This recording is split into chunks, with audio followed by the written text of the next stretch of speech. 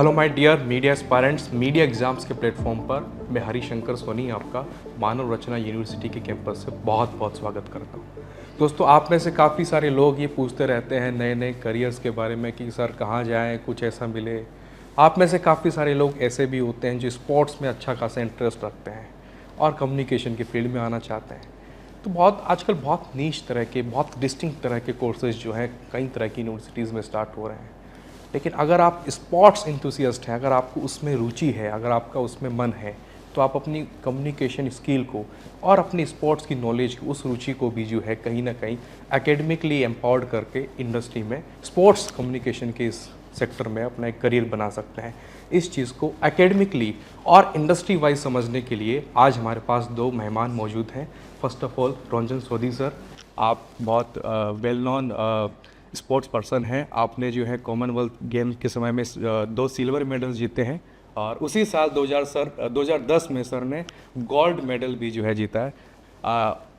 Academically समझने के लिए आज हमारे पास मानव रचना यूनिवर्सिटी के ही जो है professor and doctor Shilpi Jha ma'am मौजूद है। मैम, आपका भी बहुत बहुत स्वागत। सबसे पहले मैं एकेडमिक चीज़ों को समझने के लिए मैं आपके पास आना चाहूँगा। पहली चीज़ ये है कि जॉब वहाँ पे क्रिएट होती है जब वो सेक्टर ग्रोथ करता है।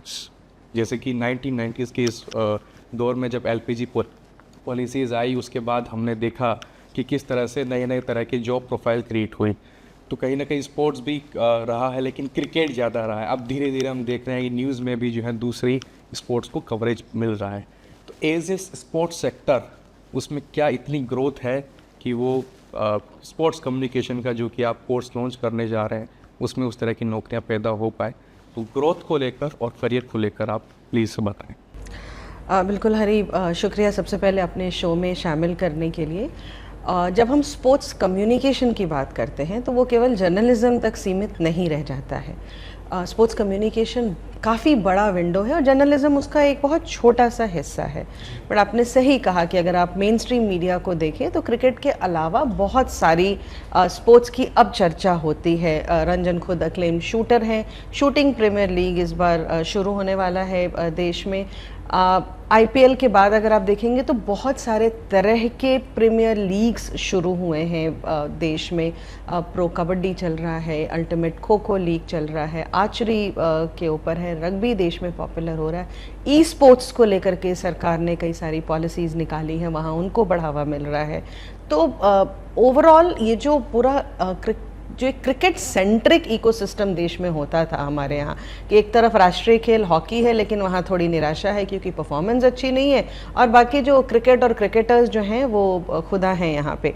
उसके अलावा आप देखेंगे, और इनमें बहुत सारा क्रेडिट रंजन जैसे जो इंडिविजुअल एथलीट्स हैं, स्पोर्ट्समैन हैं, उनको जाता है कि जब वो देश के लिए मेडल लाए तो उन एरियाज़ में लोगों का ध्यान गया। ठीक है, तो ये जब खिलाड़ी आपके लिए मेडल लाते हैं, जब देश में स्पोर्ट्स से रिलेटेड पैसा भी आता है, प्रमोशन होता है, तो उसके अराउंड कम्युनिकेशन का जो फील्ड है वो अपने आप बन जाता है। तो जो जिस तरह के जॉब अपॉर्चुनिटीज़ हैं, ये जो फील्ड हैं, वो इन सब की वजह से जो उभर के आए हैं। सबसे बड़ा है स्पोर्ट्स पब्लिक रिलेशंस। जो बड़ी पीआर एजेंसीज़ हैं उनके लिए तो स्पोर्ट्स एक काफ़ी बड़ा एरिया है ही। देश में इस वक्त दर्जन भर ऐसी पीआर एजेंसीज़ हैं जो सिर्फ और सिर्फ स्पोर्ट्स को केटर करती हैं और उनको ट्रेंड लोग नहीं मिल पा रहे हैं। दूसरा जो बहुत बड़ा एरिया है वो है डिजिटल कंटेंट क्रिएशन, जिसमें स्पोर्ट्स या एथलीट ब्रांडिंग की बात है, ऑनलाइन फ़ैन एंगेजमेंट की बात है, सोशल मीडिया कंटेंट क्रिएशन है। तो वो एक काफ़ी बड़ा और बृहत्तर सेक्टर आया है। अगर आप देखेंगे इस साल, पिछले साल केवल आईपीएल के दौरान कुछ 35 अरब के आसपास पोस्ट किए गए इन्फ्लुएंसर्स के द्वारा केवल स्पोर्ट्स के, केवल आईपीएल के ऊपर, और इस तरह के और भी हैं। ठीक है, पहली बार 10 लाख फॉलोअर जो हैं वो क्रिकेट के अलावा यूट्यूब पे के अलावा किसी और प्रीमियर लीग के हुए हैं, जो प्रो कबड्डी लीग है। वॉलीबॉल लीग जो देश में ऐसे देखा जाए तो आपको लगेगा बहुत पॉपुलर नहीं है, लेकिन इस बार कुछ 240 मिलियन व्यूज़ जो 4th season off volleyball league है उनको मिला है यूट्यूब पे। तो ये जो सेक्टर है ये इस तरह से बढ़ रहा है। तो दो जो मैंने आपको एरियाज़ बोले, डिजिटल कंटेंट क्रिएशन जिसमें काफ़ी सारी चीज़ें आती हैं, sports PR, event management sports से रिलेटेड, और स्पोर्ट्स ब्रॉडकास्ट।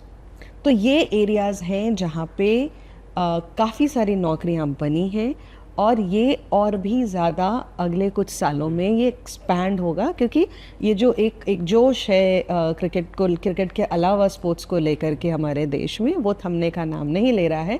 और क्रिकेट को लेके जो दीवानगी है वो तो अपने स्पीड पे बढ़ी जा रही है, वो तो वैसे ही नहीं रुकने वाली। लेकिन जो नए आने वाले बच्चे होते हैं बड़े सिंक्रोनाइज होकर सोचते हैं। एक तो स्पोर्ट्स जर्नलिस्ट ही दिमाग में रहेगा, उसमें भी टिपिकली वो क्रिकेट्स वगैरह का वो रह जाता है, जबकि ये नहीं सोचते कि जर्नलिज्म के अलावा पीआर में इसमें बहुत कुछ है, बहुत कुछ है। जैसे सर हैं तो सर को अपना हो सकता है, जो बड़े स्पोर्ट्स पर्सन हम देखते हैं, सोशल मीडिया मैनेजर्स चाहिए।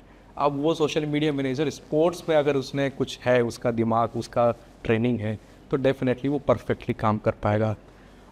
सर मैंने जैसा आपको देखा, आपके प्रोफाइल के बारे में देखा, तो मुझे 3 फेज़ आपके मीडिया के एक्सपीरियंसेस को लेकर 3 फेज़ आपके समझ में आए। एक तो वो कि एक स्पोर्ट्स पर्सन वेल नोन होने से पहले आपने मीडिया को देखा या मीडिया में स्पोर्ट्स को देखा।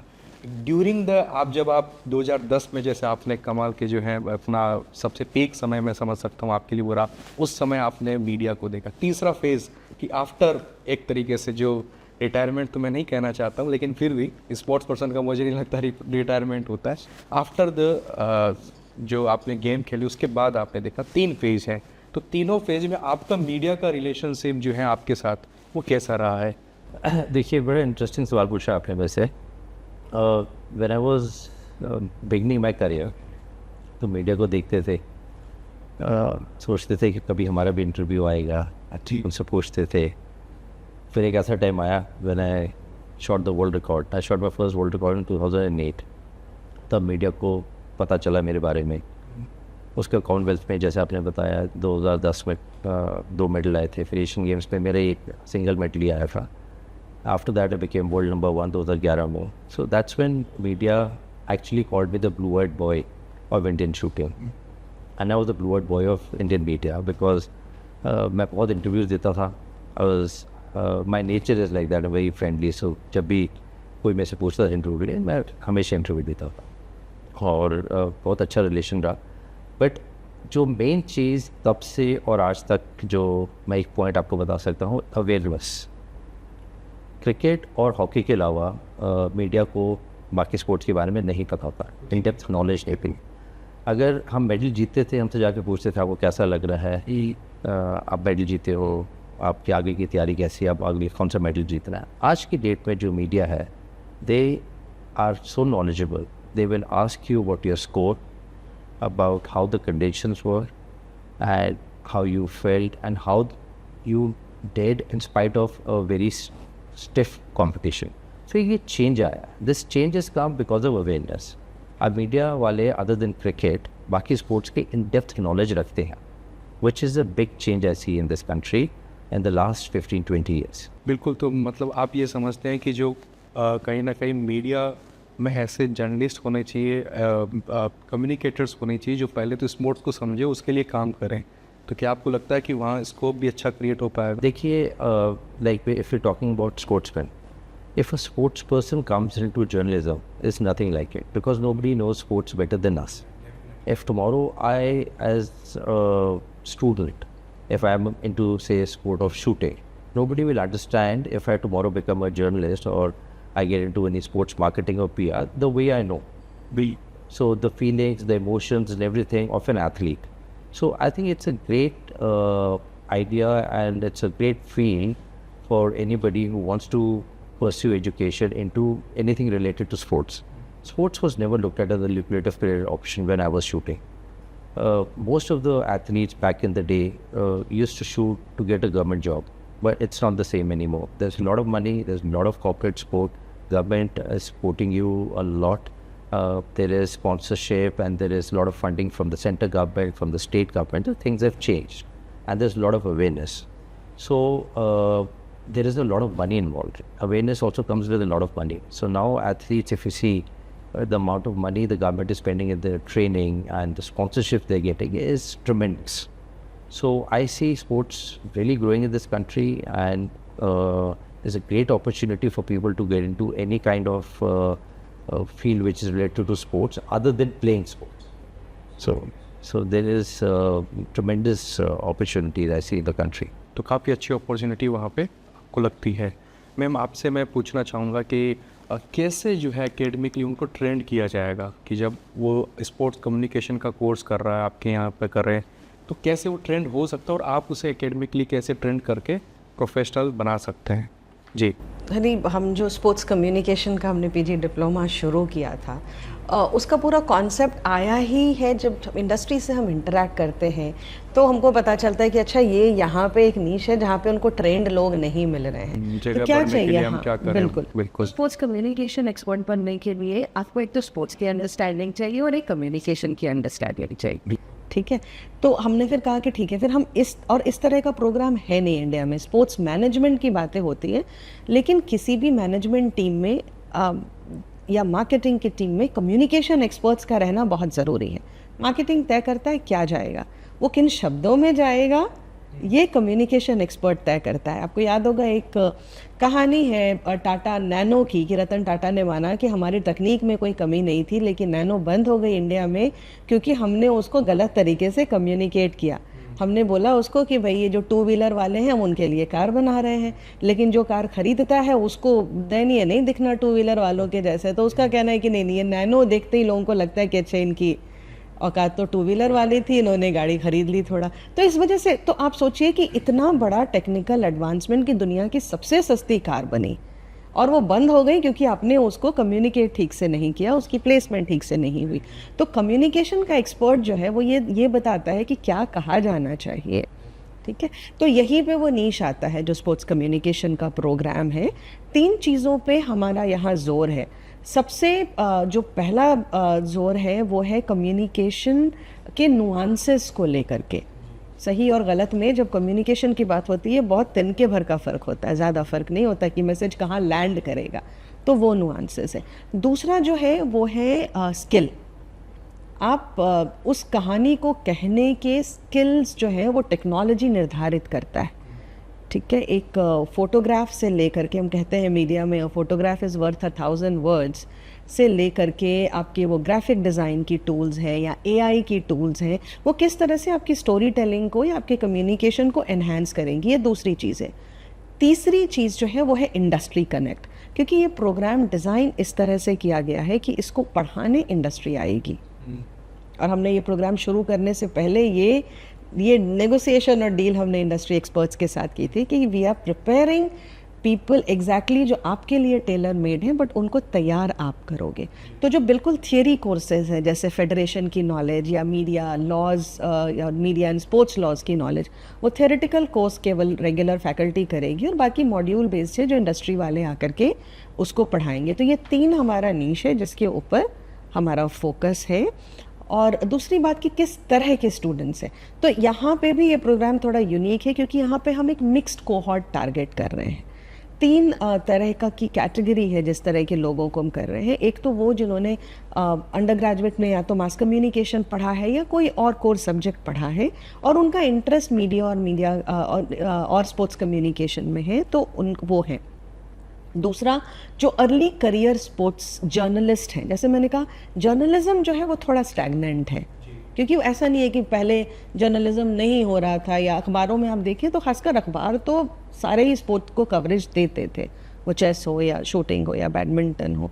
तो जो अर्ली करियर स्पोर्ट्स जर्नलिस्ट हैं जो चाहते हैं कि उनको एक छोटा सा पुल मिले जिससे वो स्पोर्ट्स पब्लिक रिलेशंस में या डिजिटल कंटेंट क्रिएशन में या इवेंट मैनेजमेंट में शिफ्ट कर जाएं, तो हम उनको भी बुला रहे हैं कि आप आओ।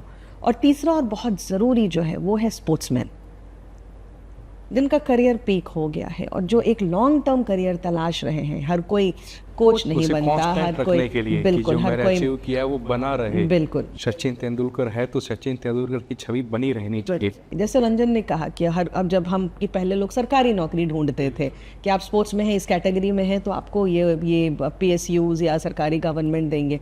अब ना तो वहाँ नौकरियाँ हैं और ना वहाँ बहुत ज़्यादा चाम है, क्योंकि इतने ल्यूक्रेटिव अट्रैक्टिव अपॉर्चुनिटीज़ हैं जहाँ आप अपनी स्किल्स का भरपूर इस्तेमाल कर सकते हैं।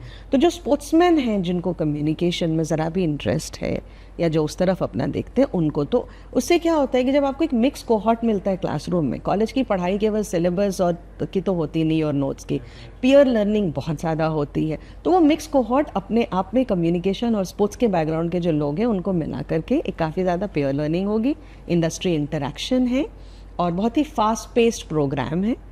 9 महीने का कोर्स है। डिस्टिंक्ट है। अगर आप इसे अचीव कर लेते हैं तो एक बड़ा सेक्टर, जैसा आपने स्टार्टिंग बताया, स्पोर्ट्स एक बहुत बड़ा सेक्टर बना है जिसमें अपॉर्चुनिटीज़ भी डेफिनेटली है। सर मैं आपसे एक क्वेश्चन इस तरह से पूछना चाहता हूँ कि एक नोशन है कि जैसे एक स्पोर्ट्स पर्सन ने काफ़ी कुछ अचीव किया, अब अचीव करने के बाद में अगर उसको मीडिया में कवरेज नहीं मिल पा रही तो डेफिनेटली है कि उसको ब्रांडिंग ना मिले। फिर हम देखते हैं कि गवर्नमेंट की ओर से भी कुछ प्रयास होते हैं लेकिन वो इतने सफिशिएंट नहीं होते कि जो जैसे आप शूटिंग से रहे हैं और बहुत सारे इसमें स्पोर्ट्स में कई तरह की एक्टिविटीज़ है, एथलीट्स भी कई तरह के हैं और कई छोटे मोटे हम देखते हैं जिनको कवरेज, छोटा तो नहीं कहना चाहूँ लेकिन कवरेज नहीं मिलती। अब एक स्पोर्ट्स पर्सन है, उसको कवरेज नहीं मिली तो जाहिर सी बात उसको ब्रांड्स मिलना भी मुश्किल होगा, एडवर्टाइजमेंट वगैरह जो स्पॉन्सरशिप जो भी सारी चीज़ें वो भी मिलना मुश्किल हो जाता है। तो एक नोशन है कि अगर मीडिया ने आपको स्पोर्ट्स पर्सन नहीं माना तो कहीं ना कहीं आप अपने इस तक ही जो स्पोर्ट्स पर्सन या अपने गांव तक रह जाते हैं। तो ये जो चीज़ है, तो यहाँ से एक स्पोर्ट्स पर्सन के लिए ज़रूरत क्रिएट होती है कि अगर मैंने कुछ अचीव कर लिया है तो मीडिया में मैं कैसा बना रहा हूँ। तो ये मेरा एक नोशन है जो मैंने समझा है। इसको आप कैसे देखते हैं? अब देखिए मीडिया की एक खासियत है जी कि जो कंट्रोवर्शियल चीज़ें होती है ना उसको वो उठा देते, ये मैंने देखा है। अब मेरे साथ बहुत बार हुआ है ये, बट ये नहीं कि मैंने फेमस होना था या मैंने मीडिया में आना था या न्यूज़ में आना था तो मैंने वैसी चीज़ें बोली। जैसे मैम ने अभी बोला कम्युनिकेशन के बारे में, मैं आपको 2 किस्से बताऊंगा, बड़े इंटरेस्टिंग किस्से हैं जो मेरे साथ हुए हैं। ये प्रैक्टिकल चीज़ें जो स्पोर्ट्स पर्सन के साथ हुई हैं, शायद मैंने पहले कैमरा में ये शायद नहीं बताया कभी।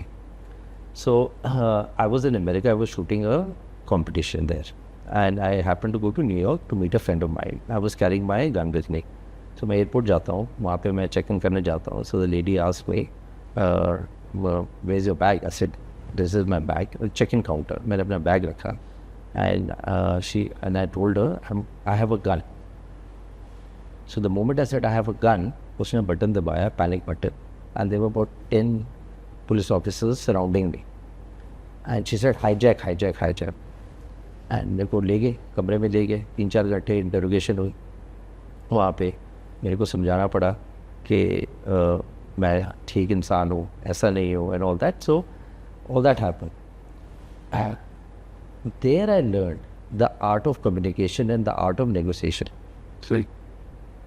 आई should have gone there, I should have told the lady that I am an athlete from India, I have come here for a shooting competition for the purpose of what and purpose of which I'm carrying a gun. I did not say that. So these are small little things that we must learn, and this is only by studying, by knowing. When you have to, in fact, we sports persons even struggle to give our introduction. I see a lot of sports person, if you tell them to give an introduction, they struggle in that. हम अपने बारे में बता ही नहीं सकते, हम media को नहीं बता सकते, हम किसी और को नहीं बता सकते, तो लोग कैसे जानेंगे हमारे बारे में।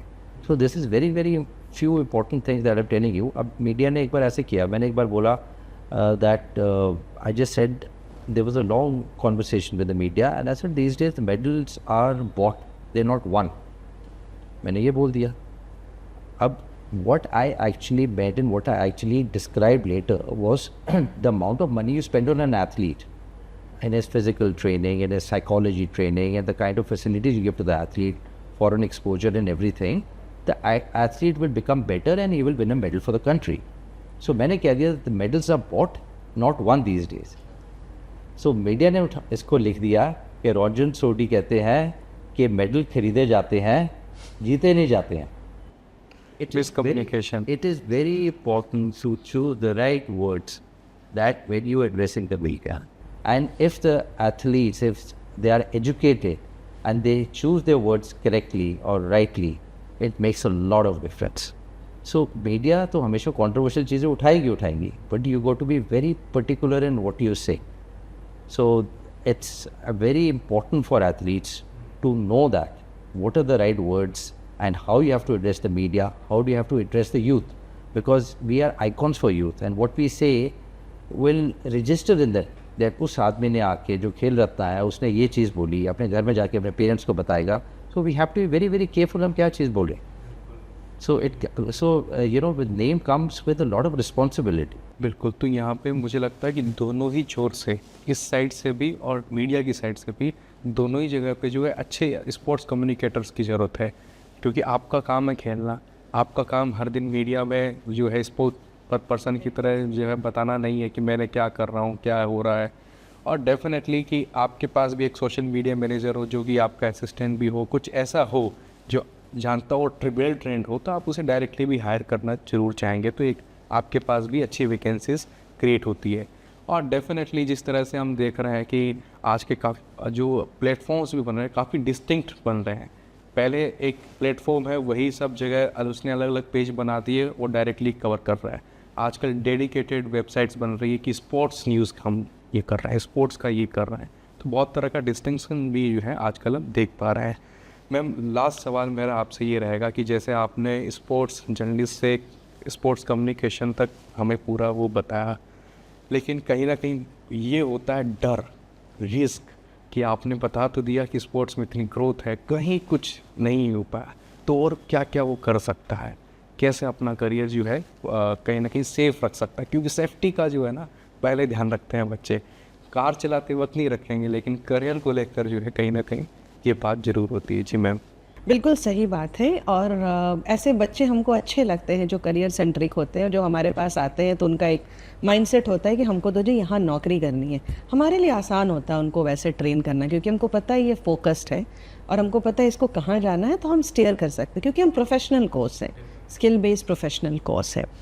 करियर एवेन्यूज़ जो हैं हरी वो काफ़ी सारे हैं. जैसे आपने कहा ये एथलीट ये खेले या ये वो खेल पे या आप खुद को ग्रूम करने पे ध्यान दें, या ये देखें कि मुझे बोलना क्या है, किन शब्दों में बोलना है.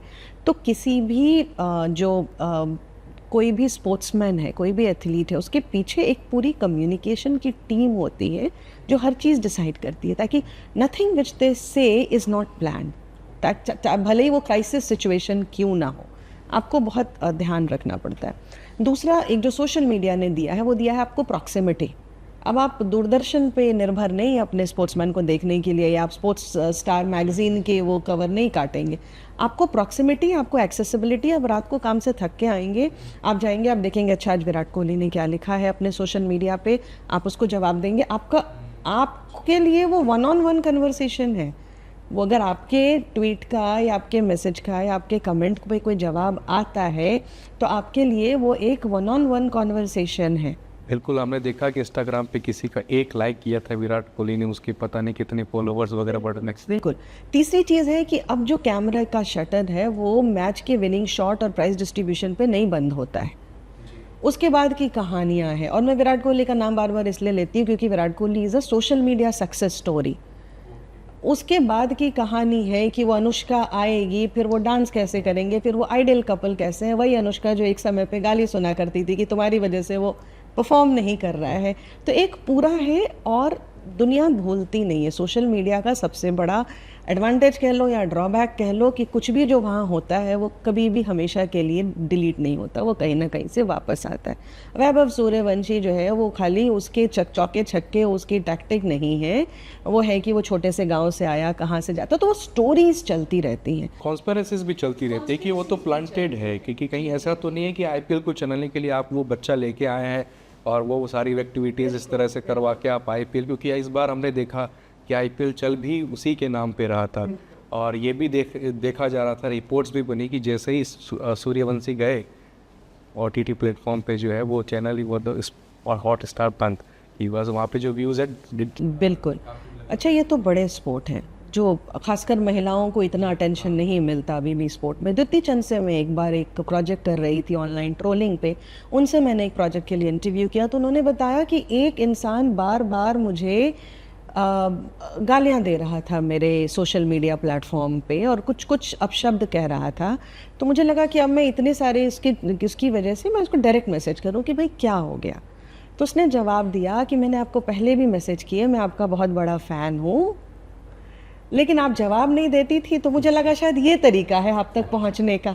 तो ये एक्सेसिबिलिटी है आपकी, तो उसको समझना, उसके नुआंसेस को समझना। कभी कभी चीज़ें बिल्कुल उलट होती हैं जैसी वो दिखती हैं, और एक छोटा सा कदम उन्होंने लिया और उनके लिए एक बहुत बड़ा सोशल मीडिया विन था ये, है ना।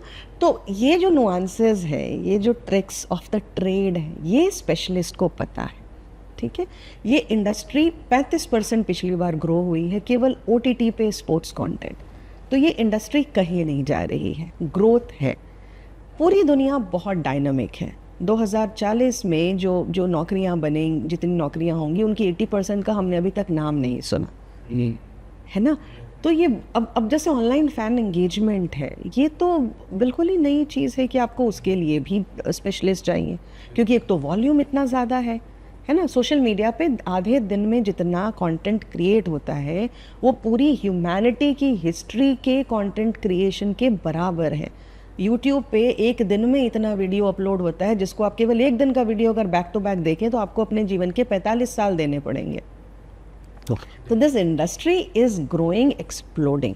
तो नौकरियां जो हैं, जैसे मैंने कहा, PR एजेंसीज़ में नौकरियां हैं, फेडरेशंस में नौकरियां हैं, जो लीग्स के फ्रेंचाइजीज़ हैं वहाँ नौकरियां हैं, विदेशों में हैं। मेरे एक मित्र जो फॉर्मर क्रिकेट प्लेयर थे, वहाँ से वो जर्नलिस्ट बने, उसके बाद उन्होंने वो BCCI के मीडिया मैनेजर थे। इस वक्त जो है वो डिजिटल कंटेंट देख रहे हैं कनाडा में, वहाँ जो सुपर 60 क्रिकेट लीग है उसकी, ठीक है। तो क्रिकेट खुद ही ऐसी जगहों पे गया है। Amazon प्राइम जो है उसने ऑस्ट्रेलिया में क्रिकेट फ्रेंचाइजी, और वहाँ पे उसने डिजिटल राइट्स ले रखे हैं। तो जो मल्टीनेशनल कंपनियां हैं OTT की, वो इसमें वेंचर कर रही हैं। तो ये पूरा का पूरा जो मार्केट है ये बहुत डायनामिक है, और PR एजेंसीज इसमें काफ़ी ज़्यादा इन्वेस्टेड हैं। तो नौकरियों की ग्रोथ काफ़ी ज़्यादा। जैसे मैंने कहा कि ये पूरा का पूरा जो प्लान ही था इस प्रोग्राम को शुरू करने का, ये इंडस्ट्री फीडबैक से हमारे पास आया कि इसकी ज़रूरत है। और फिर हमने जब रंजन मैंने आपस में बात की तो उन्होंने भी कहा कि नहीं, ये बहुत ही ज़रूरी एरिया है जहाँ, और एक नीश तो है, इसलिए बहुत ज़्यादा ऐसा नहीं है कि बहुत ज़्यादा प्रोग्राम्स इसमें आएंगे। सबसे बड़ी चीज़ है कि ये इंटरनेशनल है। स्पोर्ट्स आजकल इंटरनेशनल लेवल पे ही चलता है। बिल्कुल। नेशनल लेवल पर तो आप है ही हैं, लेकिन इंटरनेशनल लेवल पे जब तक आपका एक्लेमेशन नहीं होता तब तक वो चीज़ आती नहीं है। और जब इंटरनेशनल लेवल पे है तो उसके फ़ैन, ब्राज़ील का अगर कोई फुटबॉलर है तो वो यहाँ भी अच्छे से वेल नोन है, उसके बड़े संख्या में जो है फ़ैन फॉलो। और अब वो उसके लिए एक्सेसिबल भी है उसके सोशल मीडिया पे। उसको पता है कि मैं कुछ भी लिख के कनेक्ट कर सकता हूँ। नोटिस लिया तो बड़ी अच्छी बात, नहीं किया तो भी वो मेरी रीच में है। तो ये एरियाज जो हैं ये बड़े डायनामिक हैं और प्रॉमिसिंग है। बिल्कुल। तो आपने देखा कि किस तरह से स्पोर्ट्स की ग्रोथ हमने समझी। हमने मैम से ये भी देखा कि एकेडमिकली उसको जो है कैसे चल रहा है और कैसे आप चलाएंगे, और कहीं ना कहीं इसके अंदर स्कोप है। सर ने बताया कि इंडस्ट्री का जो पॉइंट है, सर के इंडस्ट्री के पॉइंट ऑफ व्यू से बताया कि किस तरह से यहाँ पर स्कोप ओवर द ईयर्स आपने देखे हैं। मीडिया के साथ में उन्होंने अपनी रिलेशनशिप को बताया। तो कहीं ना कहीं आप ये समझ सकते हैं कि रास्ता है, अगर आपका मन है तो, अगर आपके अंदर वैसे इंटरेस्ट हैं तो। क्योंकि सबसे बड़ी चीज़, स्पोर्ट्स कम्युनिकेटर वही बनेगा जिसका स्पोर्ट्स में सबसे पहली बात है कि उसकी रुचि हो, वो देखना चाहता हो। जैसे मुझे थोड़ी कम रुचि है, मैं IPL वगैरह कम देखता हूँ, लेकिन कुछ लोग हैं जो एक अपना बचपन से लेके अब तक बहुत बड़ा टाइम इसमें ऑलरेडी इन्वेस्ट कर चुका है। तो जायज़ सी बात है, जिसने जहाँ पर अपना इन्वेस्टमेंट किया है वहीं से कुछ वो रिटर्न भी ले सकता है। तो अगर आप स्पोर्ट्स पर्सन हैं, अगर आप एक अच्छे कम्युनिकेटर भी बनना चाहते हैं, तो कहीं ना कहीं मानव रचना का ये जो ऑप्शन है स्पोर्ट्स कम्युनिकेशन का, इसे आप एक बार ज़रूर देखें, समझें। और मैं चाहूँगा कि जो डिस्क्रिप्शन में आपको लिंक्स दिए गए हैं उसे एक बार आप विज़िट ज़रूर करें। Thank you very much, all the best.